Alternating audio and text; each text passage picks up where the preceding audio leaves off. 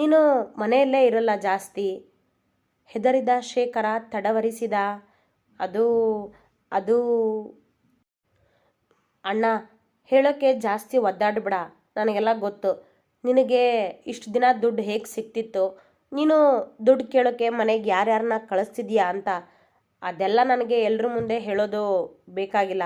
ಅಪ್ಪನಿಗೂ ಇದೆಲ್ಲ ಗೊತ್ತಿಲ್ಲ.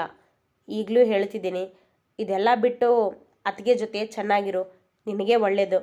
ಯಾಕಂದರೆ ನಿನ್ನ ಜೊತೆ ಇರೋರೆಲ್ಲ ಹೇಗೆ ಅಂತ ನನಗೆ ಚೆನ್ನಾಗಿ ಗೊತ್ತು ಎಂದ ಶ್ರೀ. ಏನು ನನಗೆ ಬುದ್ಧಿ ಹೇಳ್ತಿದ್ಯಾ ಎಂದ ಶೇಖರ ತೀಕ್ಷ್ಣವಾಗಿ. ಬುದ್ಧಿ ಹೇಳ್ತಿಲ್ಲ ಅಣ್ಣ, ಇರೋದನ್ನು ಹೇಳ್ತಿದ್ದೀನಿ. ಈ ಶ್ರೀರಾಮ ಬುದ್ಧಿ ಹೇಗೆ ಹೇಳ್ತಾನೆ ಎಲ್ರಿಗೂ ಅಂತ ನಿನಗೆ ಚೆನ್ನಾಗಿ ಗೊತ್ತು ಎಂದ ತನ್ನ ಕೈಯಲ್ಲಿದ್ದ ಖಡ್ಗ ಮೇಲೇರಿಸಿ. ನೋಡು ಶ್ರೀರಾಮ, ನನಗೆ ದುಡ್ಡು ಬೇಕು, ಈಗ ಕೊಡ್ತೀಯೋ ಇಲ್ವೋ ಎಂದ ಶೇಖರ ಮತ್ತೆ ತನ್ನದೇ ಯೋಚಿಸಿ. ಅವನ ಬುದ್ಧಿ ತಿಳಿದಿದ್ದ ಶ್ರೀರಾಮ ಕೊಡಲ್ಲ ಎಂದು ನೇರವಾಗಿ ಹೇಳಿ ಅಲ್ಲಿಂದ ಮನೆಯ ಒಳಗೆ ಬಂದ. ಕೋಪದಲ್ಲಿ ತನ್ನ ಕೈ ಹಿಸುಕುತ್ತಾ ನಿಂತ ಶೇಖರ.